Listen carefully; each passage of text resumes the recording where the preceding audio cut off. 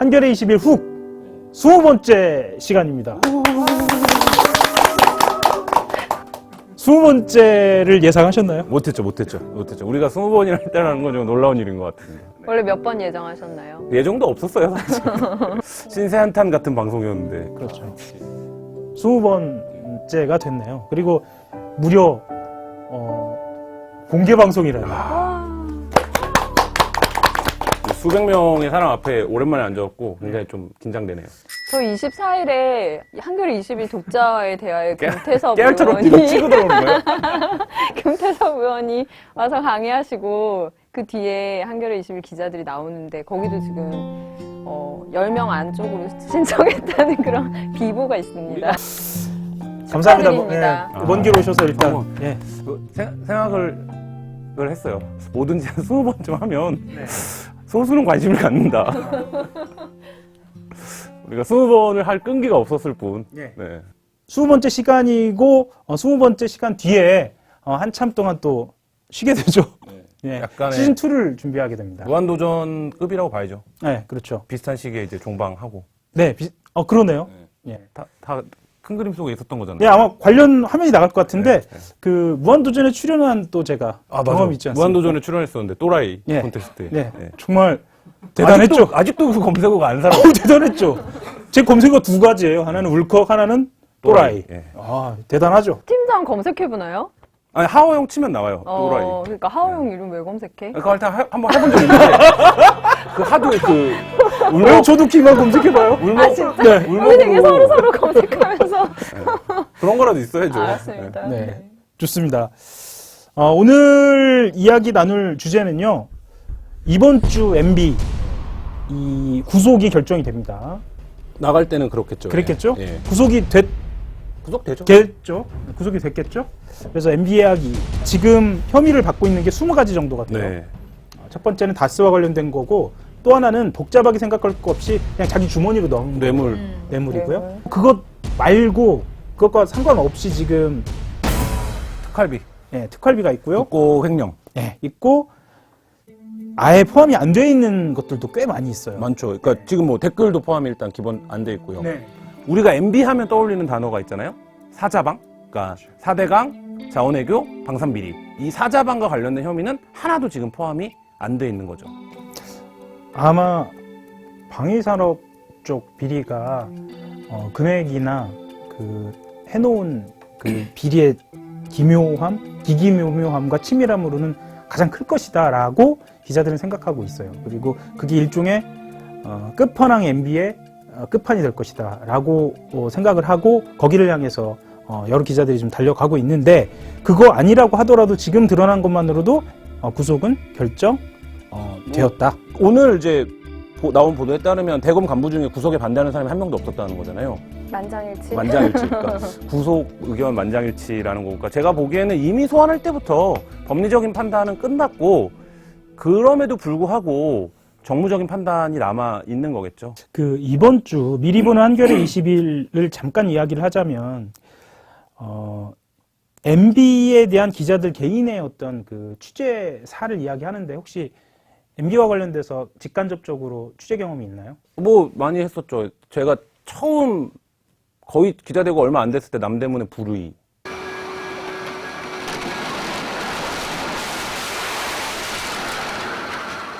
거의 MB가 공식적으로 이제 말하자면 직무를 시작한, 그러니까 그걸 대응해야 되는 게 이제 남대문 화재 사건이 있었고 그 사대강 때도 뭐 이포보 MB 왔을 때 또 반대 시위 하는데 가갖고 막 그때 기자들까지 다 드러냈었거든요.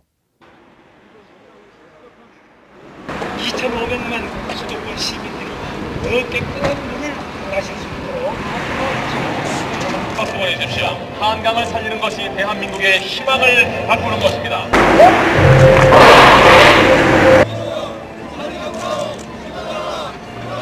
대단히 고맙습니다. 이게 다 없어진다고 생각하는 거 보면 그렇게 생각하면 돌아오시면 안 됩니다. 빨리 마음이 오십시오. 막 메어져 갖고 죽겠어요. 그리고 내가 농사를 못 져도 이강은 지켰으면 하는 이강은 남겨놨으면 그런 간절한 심정이에요. 그 이포보 그 시위할 때도 있었고 광우병 때도 취재.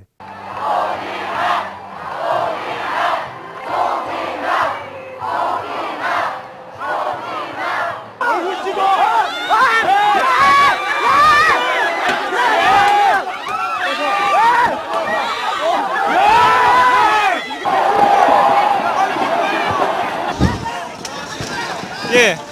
팀을 향해서 진압병을 휘둘렀고, 예.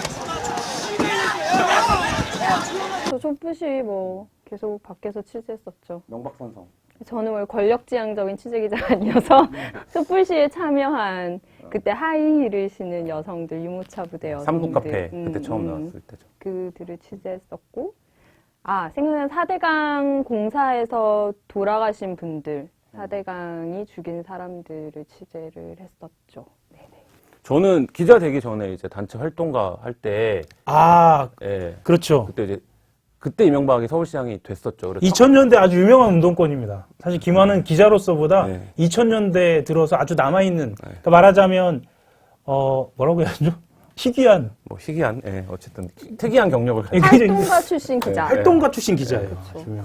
당시에 유인촌 이제 서울문화재단이라는 걸 만들어서 유인촌이 낙하산으로 이사장이 왔었는데 유인촌이랑도 자주 만났었죠. 느낌이 어떤가요, 윤천? 유인촌 장관이 나한테 귀엽다 그랬는데. 지금, 그때 귀여웠었죠. 사진 보니까 맞다. 그때 귀엽던데. 네, 지금보다 훨씬 더. 한마디도 안 지고 막 대드니까 이런 정무적인 판단 같은 거 없을 때였거든요. 막 공청회 같은 데 가갖고 시작도 안 했는데 막 깽판 치고 막 이러니까 윤천 장관이 쟤 누구냐고.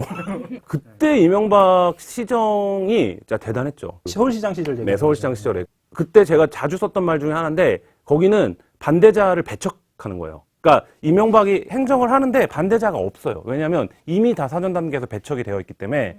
그러니까 이명박 자서전에도 그게 굉장히 많이 나오잖아요. 뭐 청계천 상인을 700여회 만나서 반대하는 상인은 이미 이명박이 등장하기 전에 다 밀어요. 청계천이 그랬죠. 이명박도 서울광장 조성할 때도 이제 반대 공청회 같은 거를 가면 이미 그거를 이렇게 원론적으로 반대했던 사람들은 거기 아예 초청하지 않는 거예요. 그러니까 거기 자리에 가서 막 그 소위 전문 용어로 깽판을 치지 않으면 반대자들은 목소리를 아예 드러낼 수 없는. 그리고 그러면 이명박의 프레임에 말리는 거죠. 저거 봐라. 반대하는 애들은 와갖고 저런 폭력적인 방식으로 이런 건전한 논의를 방해한다. 그렇게 이야기를 하면 미국산 쇠고기 이 수입 반대 촛불 집회는 반대자들 차마 소화하지 못한 상태에서 벌어지는 너무 많으니까. 그때는 뭐 반대자가 서울시 범위를 넘어섰으니까. 그러니까 운동권 프레임 안에 없는 사람들이 거리에 나왔으니까. 그렇죠. 그래서 아마 온라인이 문제다. 그래서 온라인에서 말하자면 똑같은 말을 빌자면 소거하고 순수한 사람들 좀 모아보자라고 해서 아마 이 거대한 기획이 시작됐을 수도 있겠네요. 거대한 기획? 무슨 기획? 예를 들면 국정원, 사이버사령부, 경찰 댓글까지 이 온라인상의 어떤 그 여론을 만들어가는. 사이버 여론조안을. 그렇죠. 네. 국정원 문건에도 나오잖아요. 원세훈 말씀에 나오는데 소거시켜버리자. 이 작전이 국정원, 이런 뭐 사이버사, 이렇게를 동원한 사정기관을 동원해서 여론전을 펼치고 그 다음에 이제 종편을 만들고 이런 과정들의 모든 설계의 출발점이 광우병 촛불이라고 하는 사건이었던 것 같아요. 완전히 다른 얘기인지 모르겠는데요. 이명박 대통령이 중동 건설을 했잖아요. 중동 건설 현장에는 진짜 풀도 안 남았대요. 왜? 모든 것을 다 그냥 그런 식으로 토건으로 정리를 해버리는 깨끗하게. 현대건설 사장 시절에 저기다 뭐 줬으면 좋겠다 이런 아이디어가 되게 많았다는 거예요. 그래서 서울시장이 되고 나서 너무 좋아했다. 그러니까 그때 생각해보면 자잘자잘하게 지금 얼마 전에 나왔던 그 천호동 재개발 비리 사건도 그게 이제 현대건설 사장 시절에 이미 땅을 사놓은 거잖아요. 그 자기 측근을 시켜서. 그러고 나서 매일은 아니겠죠. 생각을 했겠죠. 내가 저거에 건축 허가를 내줄 수 있는 자리에 가면 저 자리를 개발할 수 있는데 그러면 내가 사놓은 땅도 돈을 벌고. 그러니까 이게 어떻게 그렇게 일국의 지도자를 꿈꾼 사람이 이렇게 협잡한 생각을 할 수 있어 라고 우리는 생각하지만 그런 아이디어들이 굉장히 많았다는 거예요. 그 10년 전에 그 취재를 했던 그 사람들은 혹시 지금 연결이 되는 사람도 있나요? 지금도 취재원으로 만나는 사람들? 아니요, 없어요? 그때 정말 네. 작은 중소기업의 뭐 비서직을 가진 뭐 여성분들, 그냥 학생들 뭐 이런 친구들 많은데 이후에 이를테면 지금 미투 운동을 하는 친구들 가운데 그때 내가 2008년에 촛불 집회에 나갔었다라고 얘기하는 친구들은 많이 있죠. 그래서 그 2008년에 그 경험, 광장에 섰던 경험이 사람들이 그러니까 광장에 대고 얘기하는 경험, 용기나 발언하게 하는 문화를 뭐 형성한 토대가 됐다고 할 수 있죠. MB의 그런 분위기가.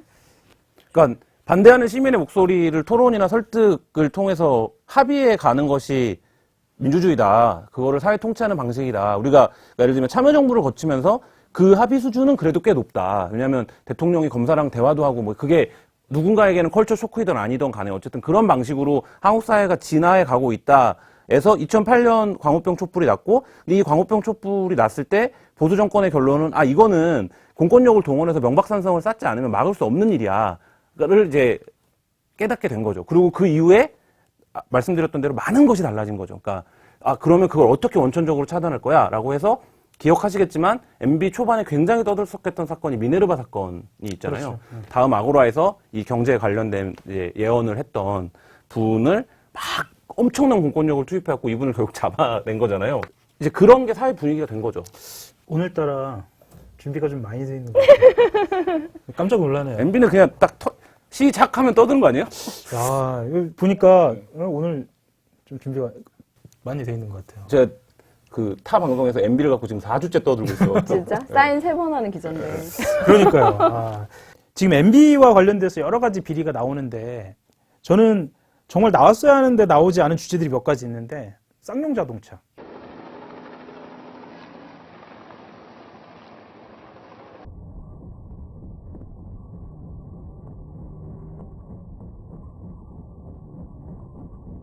그 용산.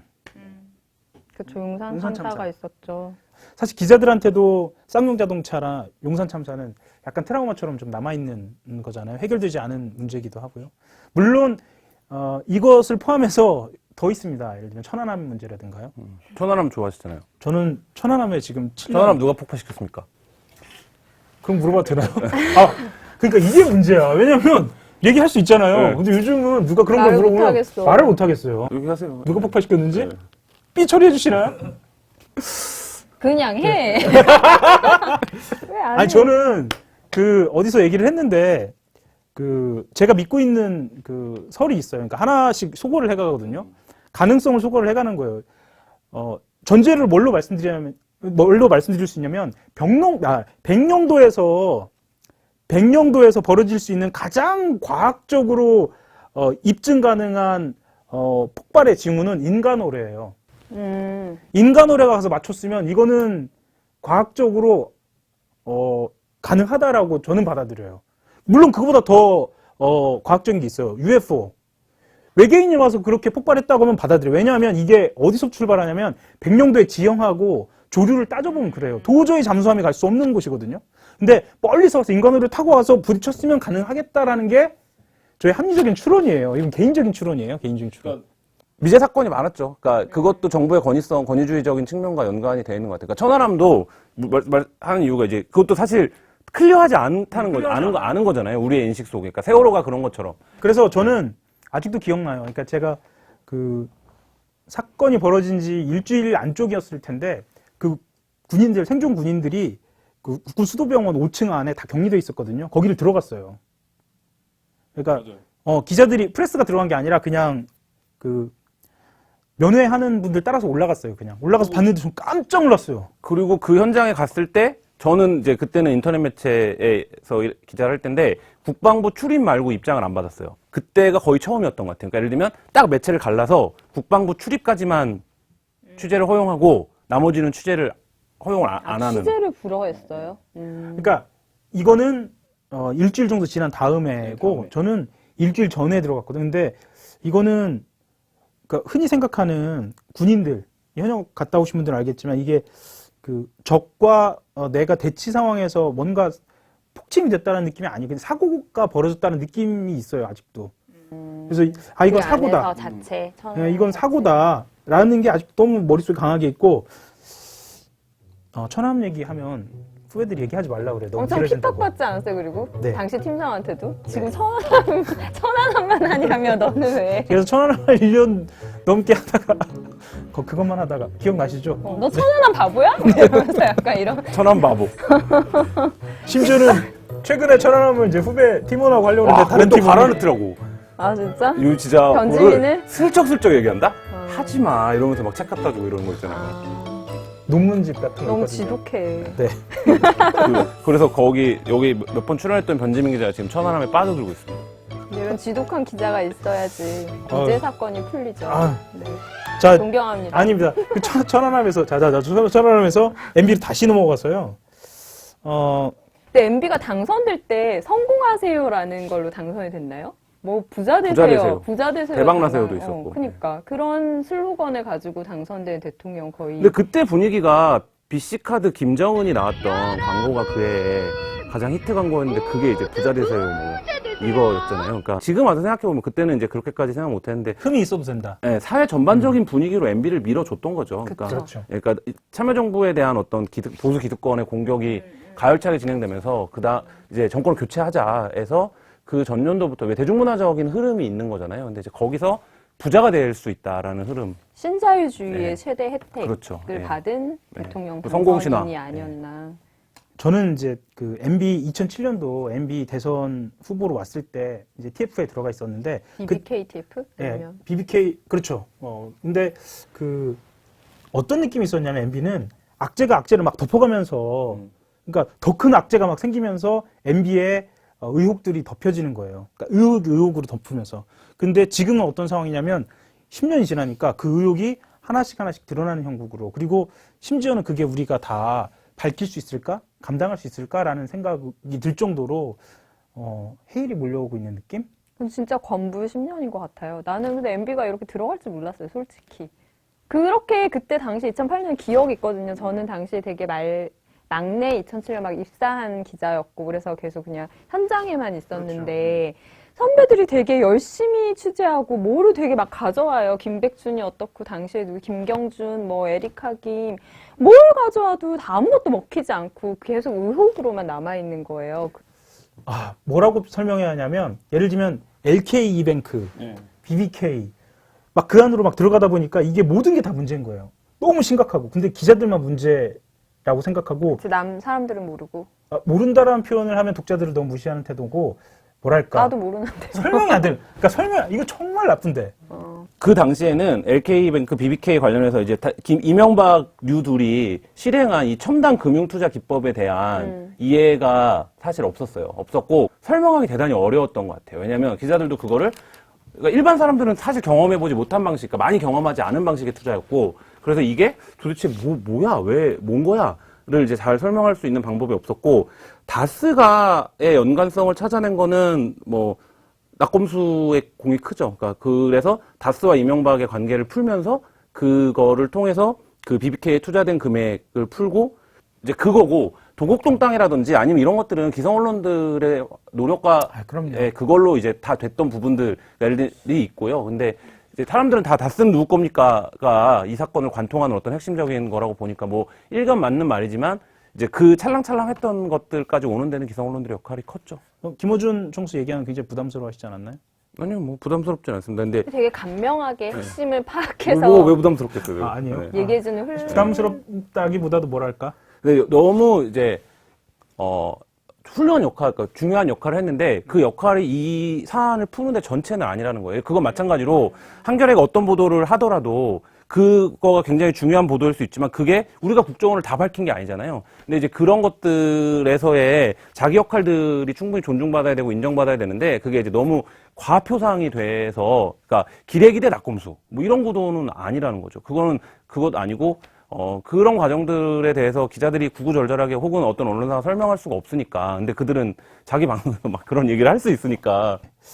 MB와 관련된 이야기들을 어찌 보면 맥락 있게, 어찌 보면 중구난방으로 자기 느낌으로 이야기를 했는데요. 난 공작설의 근거가 될 것 같아. 미투는 뭐 BBK나 삼성을, MB나 삼성을 덮기 위한 어떤 거대한 공작이다. 나 그런 거야. 미투에 빠져가지고 MB를 몰라. 자연스럽게 밑으로 넘어볼까요? 아닙니다. 약간 이렇게 합이 잘 맞는 와, 진행 있나? 장난 이거 아니야. 지금 짜고 들어온 거 와, 같잖아. 거의 아니, 나 약간 민망해서 자기 신의 진행이야. 한 거예요. 무한도전에서 하하가 넘기는 것 같은데. 아, 와, 이런 진행이었어요. 그러면은 유재석 너무 넘어가려고 좋아하잖아. 한거 맞았나요? 오 하면서 너무 좋아하잖아. 사실 미투 얘기를 먼저 할까 하다가 사실 MB 얘기부터 했는데요. MB가 중요하죠. 아닙니다. 미투는 3월 혁명이다라는 말을 지금 누구든 인정하지 않을 수 없는 상황이죠. 오늘은 19일 상황입니다. 19일 상황이라는 걸 다시 한번 말씀을 드리고요. 안희정 지사가 두 번째 검찰 출석을 했습니다. 혹시 보셨는지 모르겠는데 피해자의 마음에 사과한다라는 말을 남겼어요.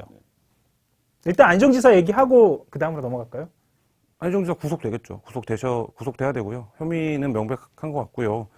근데 본인이 변명하는 방식을 뭐 어쩔 수 없을 거라는 것도 이해는 해요. 그러니까 아내에게 미안하다라고 얘기할 수밖에 없는 가장의 마음이 있을 거고, 그다음에 이제 그 피해자에게 미안하다라고 얘기하면 혐의 사실을 다 인정하는 상황이 되기 때문에 그가 아무리 중죄를 저질렀어도 그의 방어권도 인정이 돼야 되기 때문에 그렇게 말하지 못하고 어쨌든 대중 정치인으로서 뭐 이상한 얘기잖아요. 비문이잖아요. 그러니까 그의 마음에 사과한다라는 건. 근데 안희정은 처음에 페이스북에는 합의에 의한 성관계라는 비서실의 입장은 잘못된 것이다라고 처음에 분명히 얘기를 했거든요. 네. 근데 모든 가해자들의 되게 공통적인 패턴이 처음에는 되게 진심으로 사과를 하는 것처럼 사과를 해요. 그러다가 왜 꼭 법정에 나가고 다시 이제 정신을 차리고 나면 왜 그렇게 자기 변명과 발뺌과 마음과 의도와, 그러니까 행위가 아니라 자꾸 의도와 합의를 따지고 그거를 얘기하는지 모르겠어요. 저는 그게 한국 사회 남성연대 조력의 문제라고 생각해요. 그러니까 예를 들면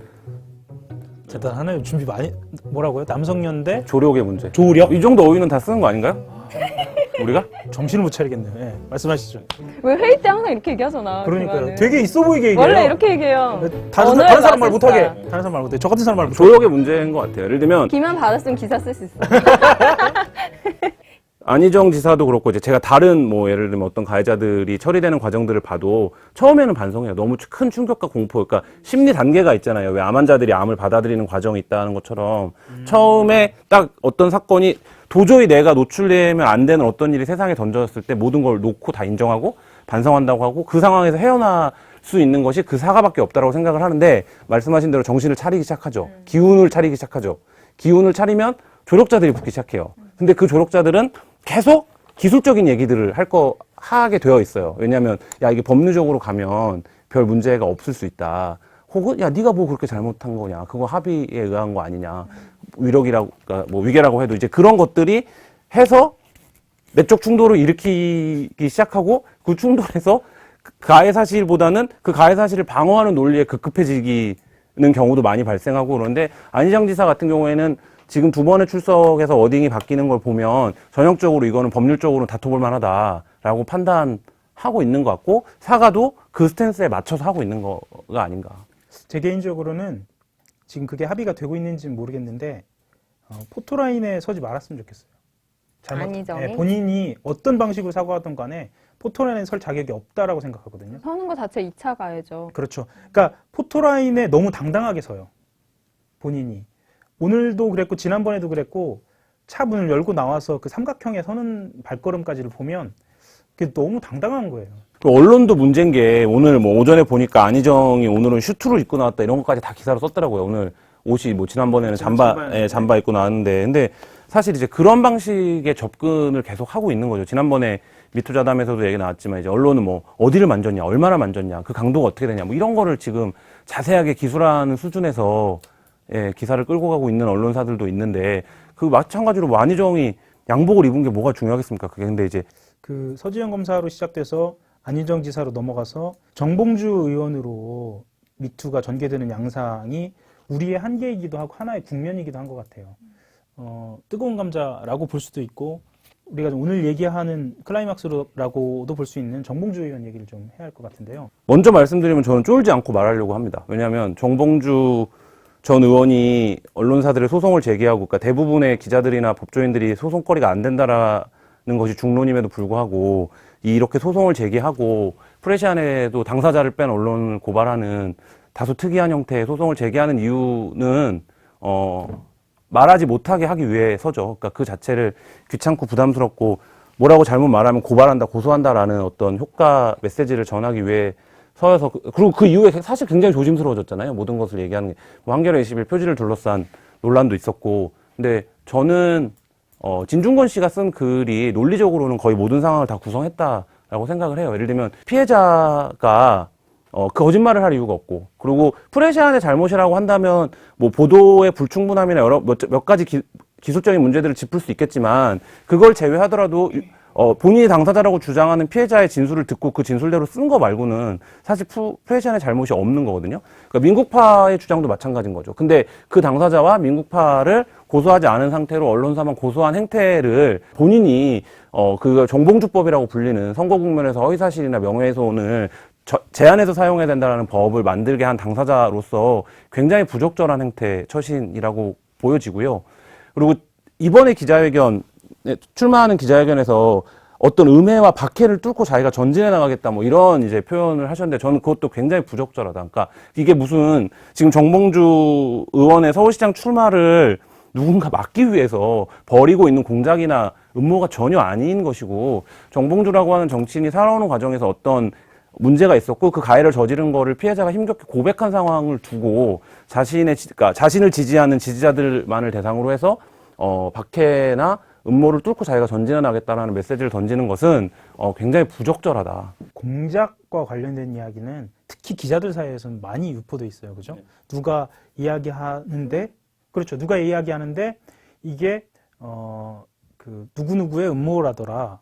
그러니까 그게 사실관계를 떠나서 그래서 뭐 흔히 이야기하는 뭐 삼성의 음모라더라. 뭐 그런 이야기들도 돌고요. 그러니까 말하자면 그러니까 프레시안의 보도가 약간 누가 얘기했는데 부실 보도일 수는 있지만 허위 보도라고 볼 수 없다라고 하는 얘기가 있는데, 그러니까 프레시안에서 애초에 그 피해자의 사실과 관련해서 썼던 피해자의 첫 번째 기사나 두 번째 그 마지막 입장문까지 사실관계는 되게 일관되거든요. 그러니까 23일에 일어난 일이고 호텔 룸이 아니라 호텔 카페에서 만나기로 했는데 거기서 룸으로 안내했다라고 했지, 호텔 룸이라는 단어는 프레시안 기사에는 없어요. 성범죄는 사실은 되게 증인을 찾기가 어렵고 둘만이 있는 공간에서 일어난 것이기 때문에 사실관계 공방을 하지 않고, 법정에서도 성범죄를 따질 때는 피해자의 말이 얼마나 신뢰할 만한가, 피해자의 말이 얼마나 일관된가, 피해자가 증언하는 태도가 어떤가, 뭐 이런 것들로 좀 그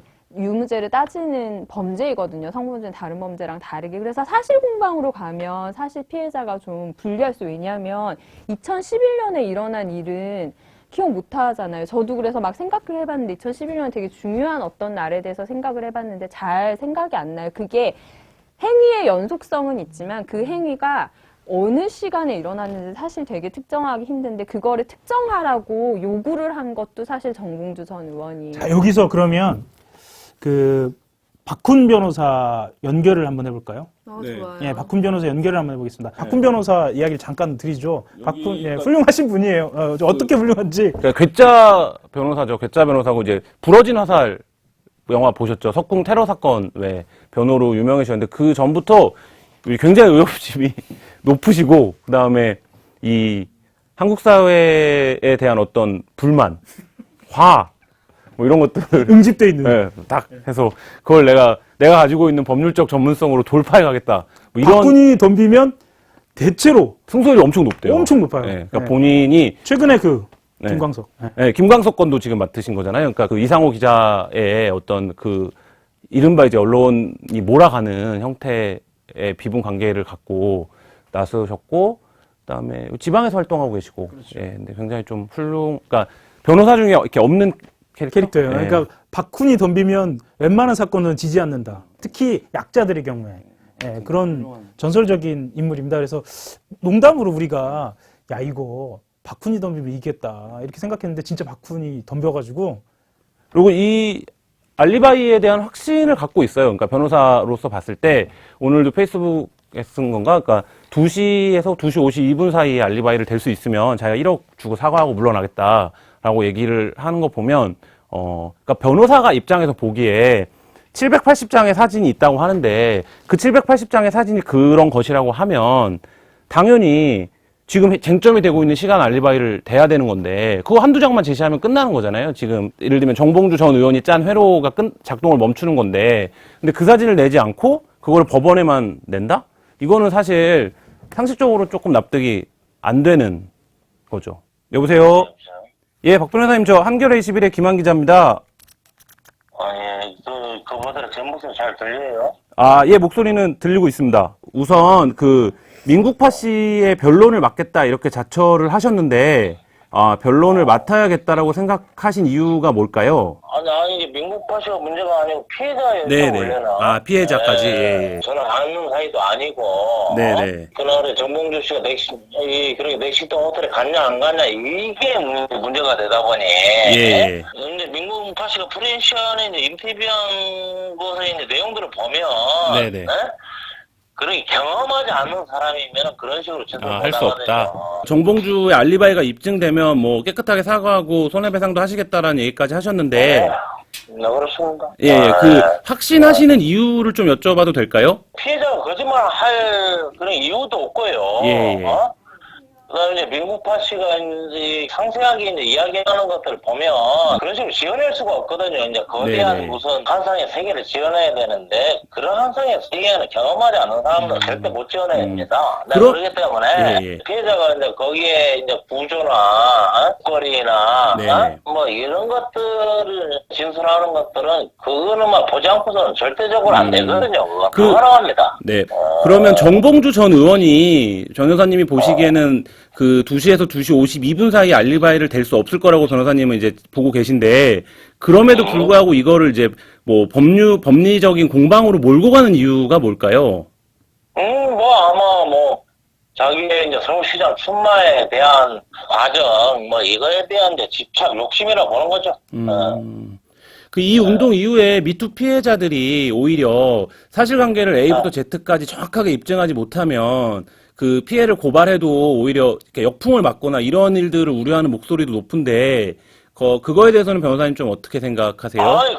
예. 바로 이런 문제입니다. 그러니까 이제 정몽주 사건에 대해서 제가 이제 뛰어든 이유가 뭐냐면은 이 미투 운동이 무슨 놈의 피해자가 있잖아. 아무런 피해를 없는데 네네. 공작 음모론에 네네. 동원되는 사람인 것처럼 이렇게 하는 네네. 이걸 정봉주 전 의원이 아주 정확하게 이용하고 있거든요. 나는 이걸 반드시 깨야 된다고 생각이 듭니다. 네. 아유, 변호사님, 너무 오늘 급하게 연락드렸는데 너무 말씀 감사합니다. 저희가 방송 중이라서 네, 제가 감사합니다. 끝나고 연락드리겠습니다. 네. 네.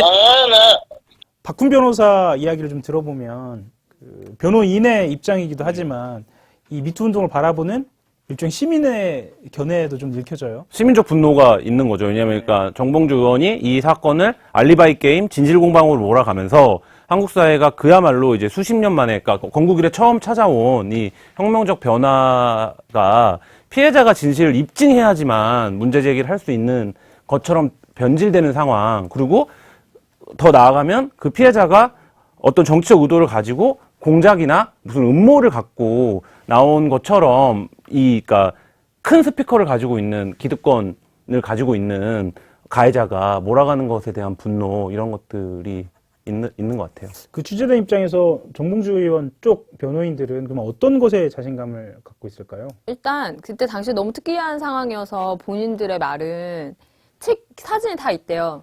시간 단위별로. 그냥 변호사의 입장을 전달하면 정말 23일 1시부터 6시까지 1시간도 빼지 않고 5분에서 10분 간격으로 사진이 다 있냐라고 물어봤는데 그 전부터 1시간도 빼지 않고 다 있기 때문에 법정에서 증빙하기는 전혀 어렵지 않을 것 같다. 그리고 본인들은 이제 반대로 주장하죠. 왜 이거를 가해자가 사건이 없었다는 걸 증명해야 되냐라고 일단은. 네. 그걸 사건이 없었다는 거를 증명하는 거 너무 힘든 일이다. 이게 논리학에서 그건 악마의 증명이라고 해요. 그렇다면서 모르겠어요. 논리야 놀자까지밖에 안 읽어갖고. 그러니까 이 미투의 본질은 사실은 남녀관계가 젠더 권력관계이고 그 권력관계로 인해서 그러니까 남성이 되게 여성을 본인은 아까 뭐라고 그랬죠? 개방적이라고 하지만 당하는 사람은 엄청 모멸적이고.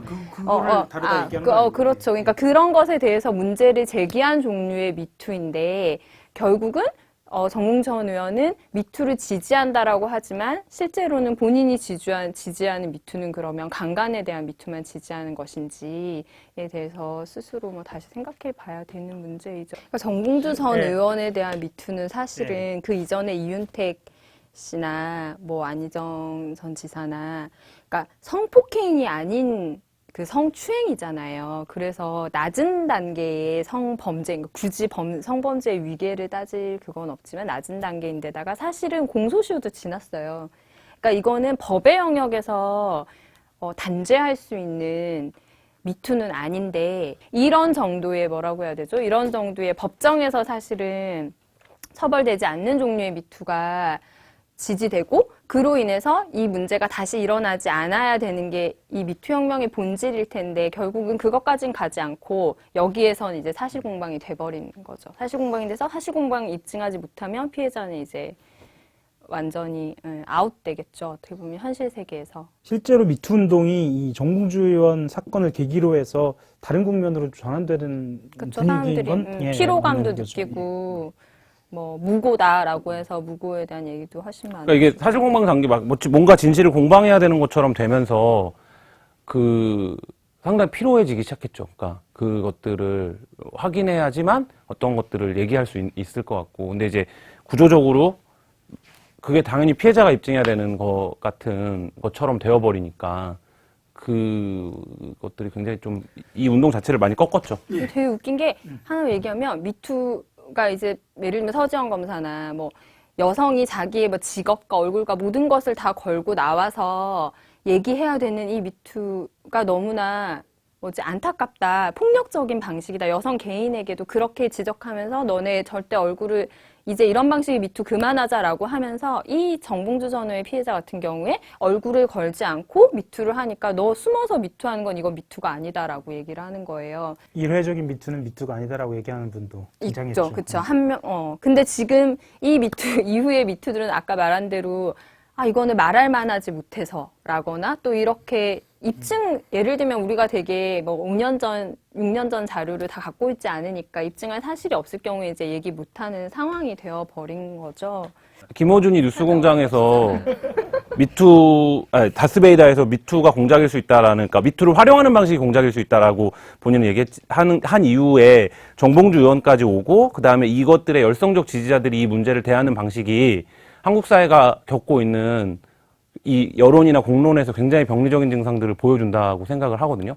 그러니까 지난번 미투 자담 때도 얘기했지만 대의를 위해서 무슨 이런 일을 하냐, 파도가 치는데 조개 죽고 있냐, 해일이 밀려오는데, 이런 식의 그 정봉주 의원의 발언도 내가 어떤 대의를 위해서 나서려고 했는데 누군가 나의 발목을 잡고 있다라는 논리로 서 있는데, 결국 이게 이 미투 운동으로 우리가 해체하고 싶었던 어떤 질서인데 그 질서의 호소에서 얘기하고 있다는 거예요. 그리고 거기서 정봉주 의원이 전형적으로 그렇게 얘기했는데, 민주당에 헌신한 자신을 기억해달라. 그러니까 BBK 문제를 내가 10년 전에 처음 제기했고, 뭐 이런 얘기 하고 있는 거잖아요. 그러니까 이제 그런 어떤 자기가 커리어를 쌓아오는 과정에서 자기가 가졌던 정치적 이력이나 이런 것들을 무기로 해서 이 문제보다 그게 훨씬 더 중요한 것 아니냐라고 말하는 방식. 그리고 그게 색안경을 끼고 음모일 수 있다, 공작일 수 있다라고 말하고, 그거에 대해서 그 사람들이 한국 사회 이명박을 해체했고 다스의 문제를 제기했고 이렇게 엄청나게 공로가 많은데, 지금 이 국면이 오는데, 근데 그들에 대해서 그들의 젠더 의식을 문제 삼는 것은 그 자체를 굉장히, 너 그러면 그 문제를 왜 너는 제기하지 못했냐, 이 기레기들아 라고 묻는 것 자체가 굉장히 불편한 거다. 그러니까 불편하고 불쾌한 것이다라는 것을 얘기하면 그거 자체가 되게 자기 검열이 되고 꺼려지는 상황이 된 거잖아요. 그러니까 이러려고 우리가 지난 겨울에 촛불을 들었던 것이 아니고, 누군가들의 명성이나 누군가들의 영웅담 속에서 우리의 존재를 확인받기 위해서 우리가 그들을 지지했던 것도 아니기 때문에, 그 부분에 대한 좀 그 공론이나 여론을 만들어 가시는 분들의 좀 용기와 합의가 필요하지 않나, 이런 생각이 듭니다. 오히려 이제 그들이 지금 이 상황을 왜곡시키고 있는 것에 대해서. 뭐 좀 뻔한 얘기인지 모르겠는데, 그래서 또 기자들이 좀 해야 할 일이 또 남아 있는 것 같기도 하고요.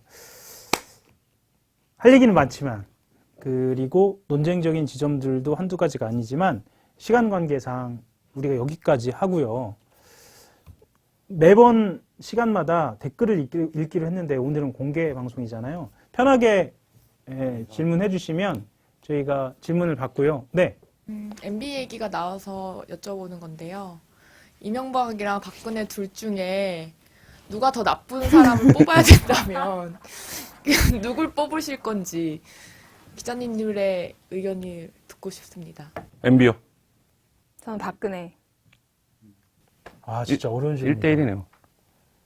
어려운 질문인데, 세월호 아이들을 죽였잖아요. 세월호는 용서가 안 되죠. 용서가 안 되죠.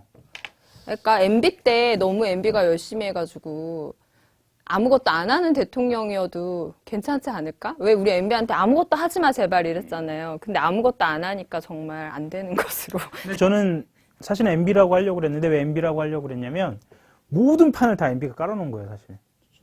그러니까 우리가 이제 댓글 3부작이라고 하는데 국정원, 군사이버사, 경찰 이렇게 얘기하는데 이 댓글 3부작을 만들어서 이 온라인을 장악하는 것부터 시작해서 실제로 그 이전에 DJ나 노무현 정부에서 했었던 모든 것들을 다 뒤바꿔 놨고 이것을 그대로 물려받은 박근혜 정부는 그냥 그대로 하는 과정에서 예, 심지어는 그대로 한 게 없는 이 무작위가 그런 끔찍한 상황까지 간 거 아닌가라는 생각도 드는 거예요. 그래서 MB라고 저는 생각을 했는데 그럼에도 불구하고 그렇죠. 박근혜 대통령도 뭐 우열을 가리기 힘드네요. 네. 둘 다 나쁘죠. 그렇죠. 우열을 가려봤자 뭐 하겠어요, 여기서. 다른 분, 네. 정봉주 얘기하는 게 방송에 나가는 거예요? 아, 그래요? 무섭지 않으세요? 저게 질문인가 봐. 근데 뭐 기만 안 무섭대요. 네. 두려움을 갖지 말아야 된다고 생각합니다. 네. 그러니까 두렵죠. 막 뭐 댓글만 다르고 전화 오면 뭐 또 막 하고 하는데 두려움 갖지 말아야 된다고 생각하고 이건 아닌 거죠. 지금 상황을 판을 너무 흔들었어요. 그 판을 흔든 게 본인이 가지고 있는 아까 박훈 변호사는 집착과 욕망이라고 표현했지만 본인이 서울시장에 출마하겠다라는 정치적인 행보가 방해받는다라는 프레임에 갇혀서 이 뮤트 운동이 가지고 있는 사회적 함의나 이런 것들을 전혀 받아들이지 못하고 있는 행태고 그게 열성 지지자들을 가지고 있는 정치인, 팬덤을 가지고 있는 스타 정치인이라고 하는 지위를 활용해서 자신에 대한 음해나 박해가 있는 것처럼 프레임을 짜고 그리고 뭐 이런 것들의 행태가 굉장히 후진을 넘어서 저는 굉장히 악랄하다고 생각합니다. 다 대답해야 하는 건가? 근데 약간 남성 정치인들이 지금 이런 그동안의 세월이 있기 때문에 이 미투나 성범죄 가해자가 될 수 있는 어떤 상수를 갖고 있는 거잖아요. 그러면 그러니까 정면 돌파하는 그러니까 정말 사과하고 그때 있었던 일이 이거다라고 정면으로 사과하고 특히 특히 정봉주의 이 건 같은 경우에는 법적으로 처벌될 수 있는 건도 아니고 이를 인정하고 정말 진심으로 사과하고 진짜 석고대죄를 하고 다음 단계로 나아갈 수도 있는 정도의 나는 건이라고도 생각을 하거든요. 그러니까 돌파할 수 있는 어떤 정치인이 좀 나타났으면 좋겠어요. 그러니까 진심으로 피해자의 마음을 뭐 녹일 수 있고 정말 피해자의 마음을 뭐라고 해야 되죠? 설득할 수 있는 사과를 하고 뭐 1, 2년 쉴 수도 있죠. 아니, 저 쉬었잖아, 이미 정치. 쉬었잖아. 사면복권 안 됐으면, 뭐, 이번에 서울시장 못 나갈 수도 있었던 거잖아. 1, 2년 더 쉴 수도 있지, 자신이 한 잘못에 대해서. 그렇게 하고 다음에 나와서 진정성 있게 제기하는 정치인이 누구든 좀 생겼으면 좋겠는데, 안희정 전 지사도 그렇고. 정봉주 의원이 감옥에 있을 때 그 코피 사건이 났었어요. 낙검수 코피 사건. 기억나시나요? 가슴이 터지도록. 네, 가슴이 정봉주 터지도록. 비키니 네, 사건? 이렇게 뭐, 그러니까 그 접견 서신에 그 주진우, 김용민, 김어준이 막 장난친 뭐 숙대 2대 여자 관리 명단 넘겨라 뭐 이런 거 이제 접견 서신에 장난처럼 쓰고 그래갖고 그때 정봉주 의원이 홍성교도소에서 옥중 편지를 썼었어요. 그러니까 이 사건이 이제 뭐 정리됐으면 좋겠다. 근데 이제 그때 낙검수 멤버들의 젠더 의식에 대한 비판을 엄청 했었어요. 많이 이제 했었고, 근데 이제 그때 정봉준이랑 진중권이 처음 붙었을 때도 그 무렵이었는데 그때 정봉주 의원이 그 편지를 제가 지금 글을 나왔으면 뽑았으면 좋았을 텐데 그 자기가 이제 그러니까 젠더 문제에 관해서 교육받지 못했고 그 문제를 크게 인식하면서 살아오지 못했었다. 그리고 자기가 그거를 공부하고 배우면서 뭐 하겠다 이런 이제 뉘앙스로 사과를 하고 이 논쟁을 우리에게도 좀 기회와 시간을 달라라는 얘기를 해서 그 논쟁이 끝난 적이 있었거든요. 근데 이제 저는 그 편지의 톤이라도 지금 유지가 되면 사실 문제가 말씀하신 것 같은 해법. 그러니까 예를 들면 자산이 굉장히 많은 정치인이잖아요. 그러니까 어쨌든 한국 사회에 제일 민감한 금기되는 문제를 정면으로 발화해 왔던 정치인이고 그런 면에서 보면 그랬으면 좋았을 텐데 이번 국면에서는 이게 내 정치 생명을 걸고 내가 제기를 간신히 했는데 이거를 또 나를 공격하려고 하는 이렇게 이제 스탠스를 잡으니까 문제를 많이 스스로 꼬아버린 게 아닌가. 그리고 어떤 정치인이 언론사 6군데를 자기의 그거를 그냥 보도했다라는 이유만으로 고발했다가 그 고발을 또 취하고 아까 박훈 변호사 말대로 당사자는 왜 고발을 안 하는 것이며 이 모든 과정들이 뭔가 좀 뒤틀려 있죠. 그러면 여기까지 해서 20회 안원구 총장 때보다 더 길었던 것 같아요. 안원구 총장 때보다 더 길었던 것 같은데 어떻게 시간이 갔는지 모르겠고 제가 방송하다 이렇게 목이 쉰 느낌은 처음이에요. 오늘 말을 많이 한 것 같진 않은데 아무튼 수고하셨습니다. 네. 사실 저는 하 기자님하고 이렇게 저랑 아들이랑 팬인데 아 예, 그러세요? 일단 감사합니다. 아드님은 왜 같이 안 오셨어요? 중딩이라 학교로 가야 돼. 학원? 동생 봐야 됩니다. 애가 또 있어요. 중딩이라 동생 봐야 된다. 와닿네요.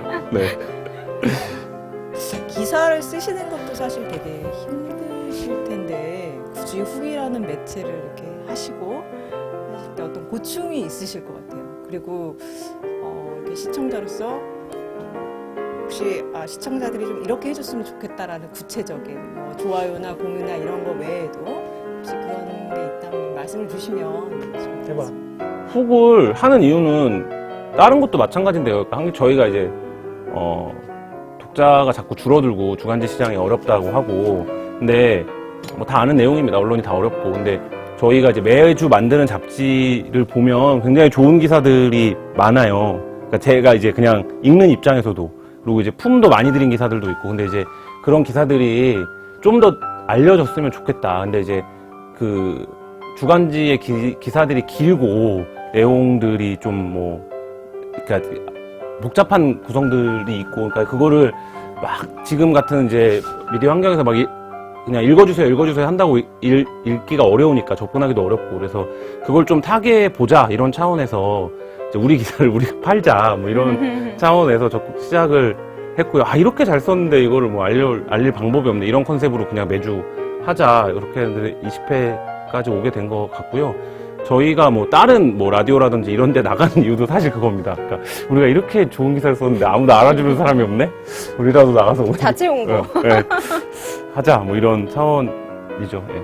심지어는 김환 씨가 나가지 않겠다 막 이런 프로그램을 팀장이 나와가지고 제가 나와가지고 막 기사를 팔고 막 지켜보는 두 기자는 되게 에너지가 많아요. 그래서 저 같은 경우는 기사를 쓰고 나면 거의 기운 다 떨어지는 스타일인데 여기들은 둘 다 되게 에너지가 남아있는 에너지 분배를 잘하는 기자들이 아닌가. 근데 그래서 할 수 있다고 생각해요. 제가 매번 이렇게 얘기합니다. 김PD한테 언제가 터진다 기다려라.